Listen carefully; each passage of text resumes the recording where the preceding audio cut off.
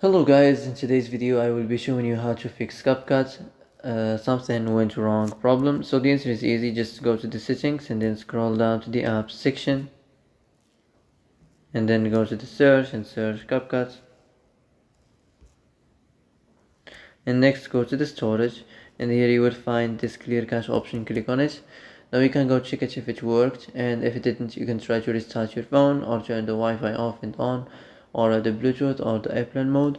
Also you can try to clear data, but be careful. If you clear data, all the Capcut's data will be deleted. This includes all files, the settings, the accounts, the databases, etc. So be careful if you want to clear your data. Well, that's it for today's video. I hope this is the answer you've been looking for.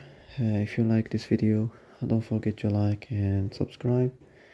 And that's it. See you in the next video.